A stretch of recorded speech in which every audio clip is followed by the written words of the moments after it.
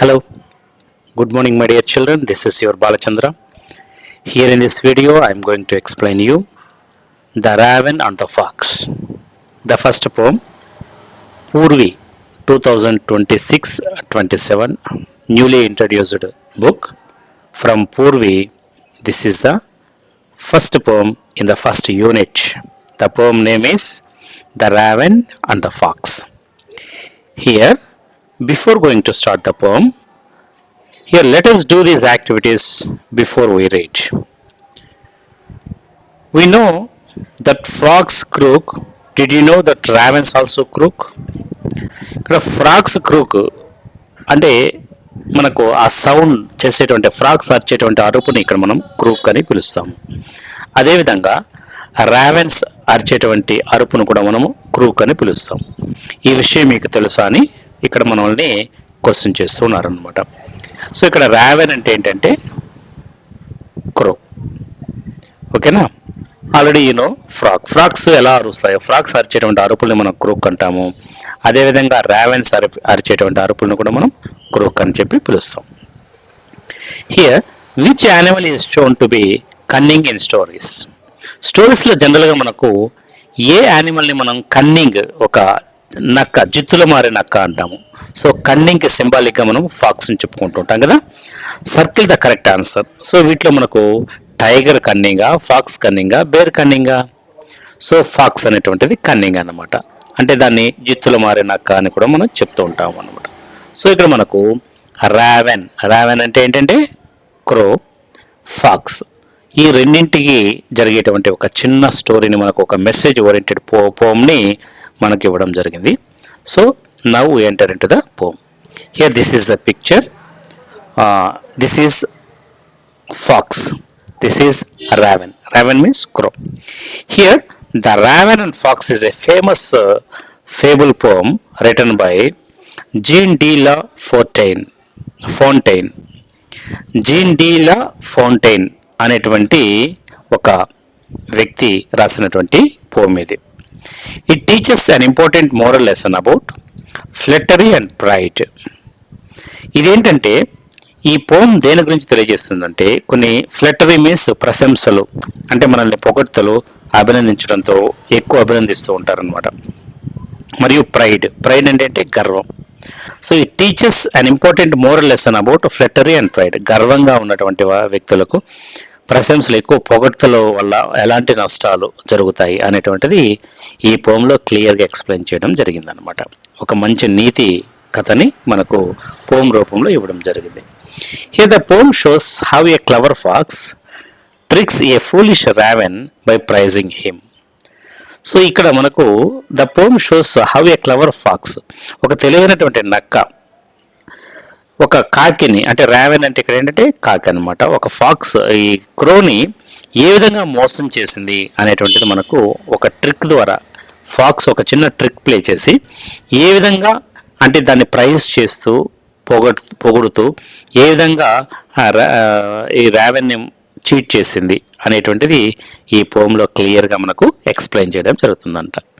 So this poem is simple but has a deep meaning about being cheerful when others praise us too much. ఈ poem ఏంటంటే చాలా simple poem, కానీ చాలా depth meaning అనేటువంటిది ఈ పోయంలో ఉంటుంది. ఇది మనకు వేరే వాళ్ళు మనల్ని ఎక్కువగా పొగుడుతూ ఉంటే వాళ్ళు మన దగ్గర నుంచి ఏదో ఆశిస్తున్నట్లు, మనల్ని ఏ విధంగా మోసం చేసేదానికి ప్రయత్నాలు చేస్తున్నట్లుగా గమనించాలి. పొగడ్తలకి మనం పొంగిపోకూడదు అనేటువంటిది, టూ మచ్ ప్రైజ్ చేస్తున్నా కూడా అటువంటి వ్యక్తుల్ని నమ్మకూడదు అనేటువంటి మోరల్ తోటి ఈ పోమ్ని ఇవ్వడం జరిగిందనమాట. Okay, now we enter into the poem. Here the first line, Mr. Raven was perched upon a limb.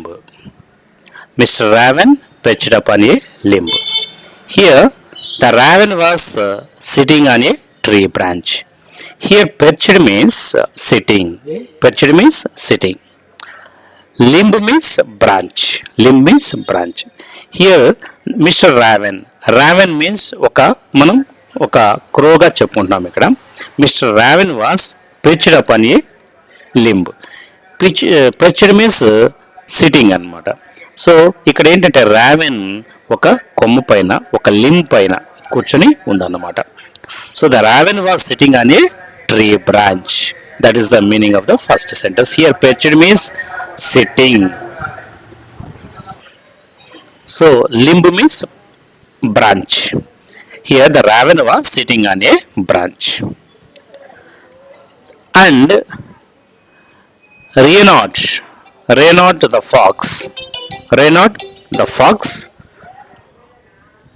fox looked up at him. And Reynard the fox looked up at him. Here the fox named Reynard. ఇక్కడ ఈ pox, ఈ పోమ్లో ఆ pox యొక్క name ఏంటంటే Reynard. Reynard it's the name of a fox. Looked up at the raven. The fox looked up at him. Him means here raven.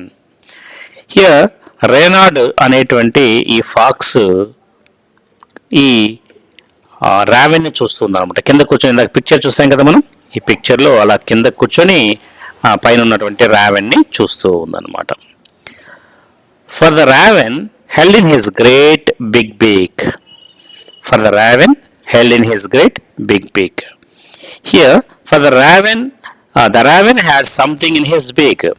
The raven held in his great big beak. Here, beak means bird's mouth. Bird's mouth. ఆ bird's mouth లో ఏదో ఒక ముక్కులో ఏదో పెట్టుకున్నది, ఏదో ఒక food item అనేటువంటిది తీసుకున్నది అనమాట. So for the raven held in his great big beak. Held అంటే ఆ పక్షి యొక్క అంటే బీక్ అంటే ముక్కు అన్నమాట. ఏదో ఒక ఫుడ్ ఐటమ్ని దాంట్లో పట్టుకొని ఉందన్నమాట. ఏది పట్టుకొని ఉంది? రావెన్ అనేటువంటిది పట్టుకొని ఉందన్నమాట. అది క్రింద ఉన్నటువంటి ఆ ఫాక్స్ అనేటువంటిది, రేనాడ్ అనేటువంటి ఫాక్స్ చూసింది. A morsel the fox would go for to seek. A morsel the fox would go for to seek. Here the morsel, it was a piece of food the fox wanted very much. Here morsel means a small piece of food. ఇక్కడ మనకు morsel అంటే ఏంటంటే a small piece of food. Morsel means a small piece of food. ఈ small piece of food the fox would go far to seek. అంటే ఆ నక్క ఏంటంటే ఆ రావెన్ పట్టుకున్నటువంటి ఆ ఫుడ్ని ఆశిస్తుంది, దాన్ని కోరుకుంటుంది అనమాట. ఆ రావెన్ పట్టుకున్నటువంటి ఆ ఫుడ్ని క్రింద ఉన్నటువంటి ఆ ఫాక్స్ కావాలి అని చెప్పి కోరుకుంటుంది.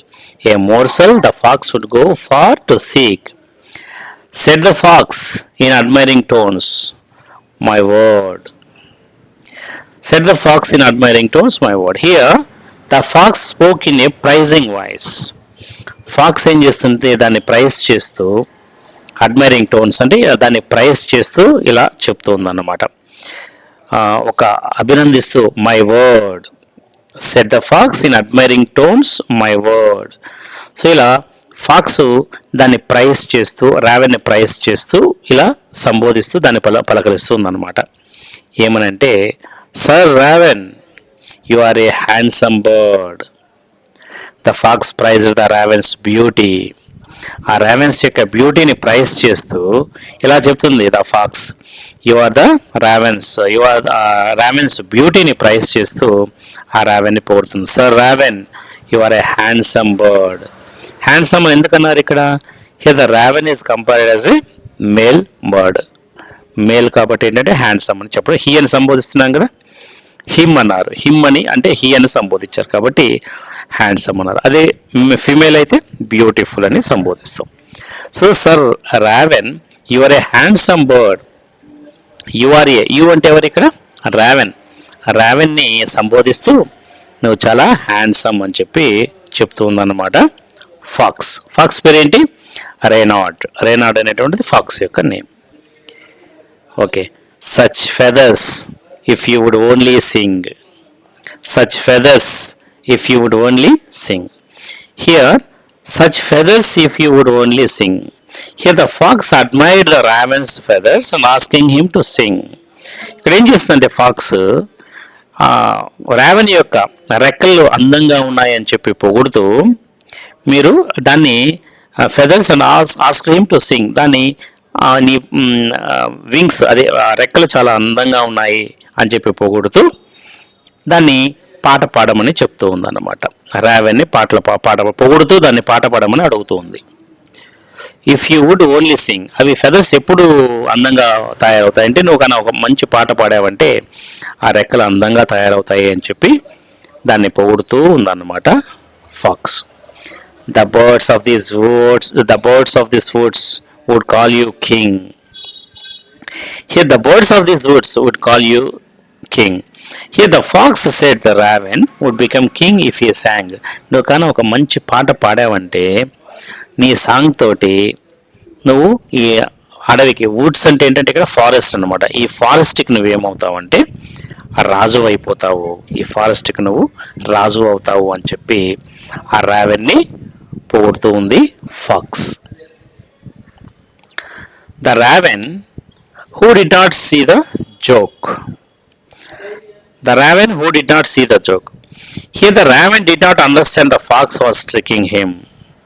సో రావెన్కి అర్థం కాలేదు ఫాక్స్ దానిని మోసం చేస్తుంది అనేటువంటిది అర్థం కాలేదు, దాన్ని పొగడ్తలతో పొగిడి దానిని మోసం చేస్తుంది అనేటువంటి విషయము రావెన్కి అర్థం కాలేదు. The raven who did not see the joke, దానికి అర్థం కాలేదన్నమాట, దాన్ని మోసం చేస్తుంది, ట్రెక్కింగ్ అంటే మోసం చేస్తుంది అనేటువంటిది దానికి అర్థం కాలేదు. Forgot that his voice was just a crook. The raven forgot his voice was unpleasant, తన యొక్క వాయిస్ అన్ప్లెజెంట్గా ఉంటుంది అనేటువంటి విషయాన్ని రావెన్ మర్చిపోయింది అన్నమాట. అంటే తన వాయిస్ ఎలా ఉంటుంది అనేటువంటిది మర్చిపోయి ఫాక్స్ పొగడంతో నిజంగానే తన వాయిస్ బాగుంటుంది అని చెప్పి తను ఫీల్ అయిందన్నమాట. సో క్రూక్ అంటే ఒక హార్ష్ సౌండ్, కాకి చేసేటువంటి కావు కావు అని అరుస్తుంది కదా, అది ఒక హార్ష్ సౌండ్ అనమాట. అదంతా మెలోడియస్గా ఉంటుంది ఆ సాంగ్ అనేటువంటిది, చాలా హార్ష్గా ఉంటుంది. సో ఆ విషయాన్ని మర్చిపోయింది అనమాట, క్రూ మర్చిపోయింది, రావెన్ మర్చిపోయింది.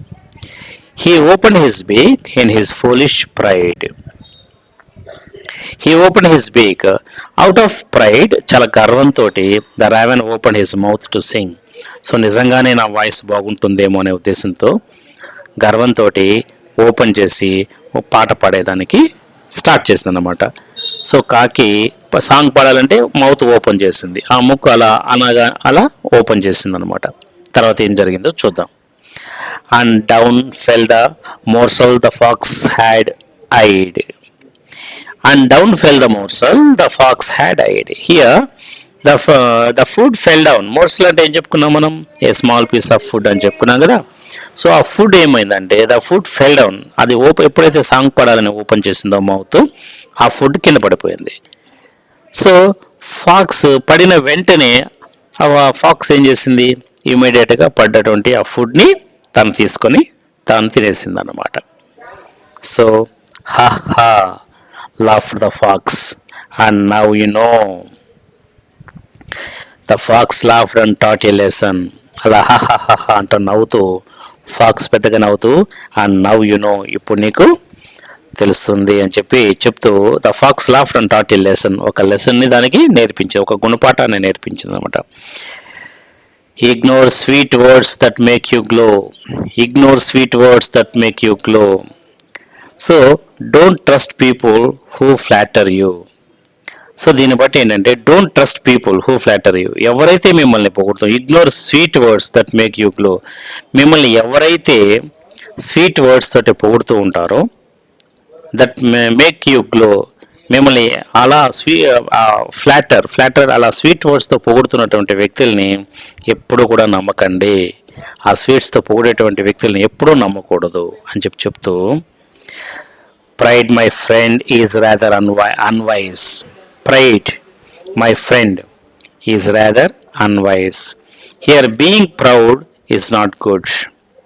Being proud is not good. Pride అంటే ప్రౌడ్గా ఉండడం కూడా, గర్వంగా ఉండడం కూడా మంచిది కాదు అనేటువంటిది దీంట్లో తెలుస్తుంది అనేటువంటి విషయం కూడా తెలియజేస్తుంది అనమాట. Pride my friend is rather unwise. So గర్వంగా ఉండడం అనేటువంటిది కూడా మంచిది కాదు అని చెప్తూ, I'm sure this teaching is quite a surprise. Here the lesson might surprise you. So this ఈ లెసన్ అనేటువంటిది ఈ పోమ్ ద్వారా మనకు చాలా ఆశ్చర్యంగా ఉంటుంది.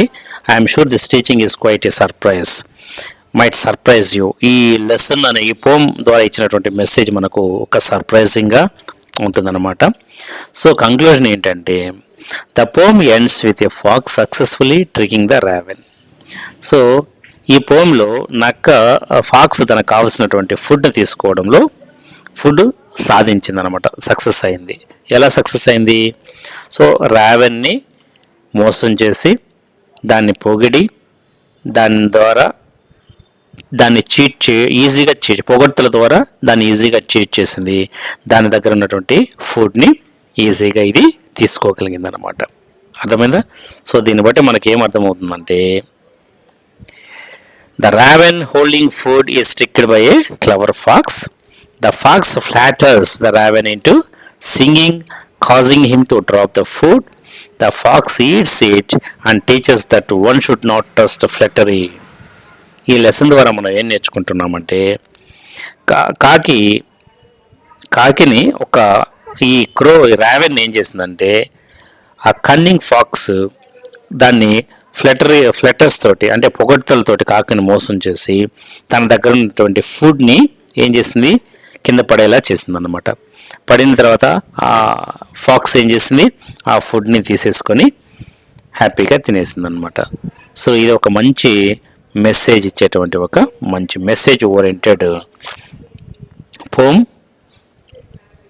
Here in this poem the literary devices the personification.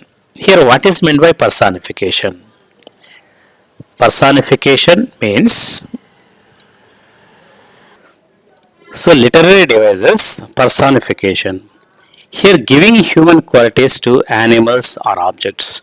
ఒక యానిమల్స్కి ఆబ్జెక్ట్స్కి హ్యూమన్ క్వాలిటీస్ని ఇవ్వడం అనేటువంటిది personification. Means it gives the human qualities to the objects and animals. ఇక్కడ మనకు రావెన్, ఫాక్స్ అనేటువంటివి లైక్ హ్యూమన్ బీయింగ్స్ లాగా అవి మాట్లాడుతున్నట్లుగా, జంతువులు కూడా ఇవి మనుషులాగా మాట్లాడుతున్నట్లుగా చెప్తున్నాయి. కాబట్టి ఏంటంటే దీనిని పర్సానిఫికేషన్ అంటాం. అంటే హ్యూమన్ క్వాలిటీస్ని జంతువులకు కావచ్చు, ఆబ్జెక్ట్స్కి కావచ్చు, వాటికి హ్యూమన్ క్వాలిటీస్ని ఇవ్వడం అనేటువంటిది దానిని పర్సానిఫికేషన్ అని చెప్తాం అన్నమాట. ఇక్కడ రైమ్ కూడా మనం ఉపయోగిస్తాం. లింబ్, హిమ్, బీక్, సీక్ వీటిని ఏమంటామంటే రైమింగ్ వర్డ్స్ అని కూడా చెప్తాం అన్నమాట. Next alliteration. Alliteration means repetition of same starting sound. Same starting sound అంటే repetition of consonant sounds. Repetition of consonant sounds. ఇక్కడ చూడండి, feather, forest, repetition of same starting sound. Starting sound అనేటువంటిది repetition ఒకటే మళ్ళీ రిపీట్ వస్తే దాన్ని మనం ఏమంటామంటే అల్లిటరేషన్ అని చెప్తామన్నమాట. అల్లిటరేషన్ అంటే ఏంటంటే కాన్సోనెంట్ సౌండ్స్ స్టార్టింగ్ సౌండ్ మళ్ళీ రిపీట్ అయితే వాటిని అల్లిటరేషన్ అంటాము. ఈ పోయంలో మనకు ఫెదర్, ఫారెస్ట్ అనేటువంటివి ఉన్నాయన్నమాట. Next moral. ఈ పోయంలో ఉన్నటువంటి మోరల్ ఏంటంటే, డు నాట్ ట్రస్ట్ ఫ్లటరీ. మనకి ఈ స్టోరీ చెప్పేటువంటిది ఏంటంటే, ఎవరిని కూడా మనకు పొగడ్తలు, ఫ్లటరీ అంటే ఎవరైతే పొగుడుతూ ఉంటారో అలాంటి పొగిడేటువంటి వాళ్ళని నమ్మకూడదు అనేటువంటిది ఇది మనకు చెప్తుంది అనమాట. Next irony. ఇక్కడ ఏంటంటే irony opposite of what is expected happens. Irony అంటే ఏవైతే మనం ఎక్స్పెక్టెడ్ ఇది జరుగుతుంది అనుకుంటామో దానికి ఆపోజిట్ జరిగితే దాన్ని ఐరనీ అంటాము. ఇక్కడ చూడండి, raven thinks he is prized. Raven thinks నన్ను పొగుడుతున్నారు అని అనుకునేది రావెన్. కానీ ఏం చేయబడింది, అది ట్రిక్డ్ అంటే అది మోసం చేయబడింది అనమాట. సో అనుకున్నది కాకుండా మరొకటి కానీ జరిగితే దాన్ని ఐరనీ అని చెప్తాం. So these are the literary devices we have used in this పోమ్.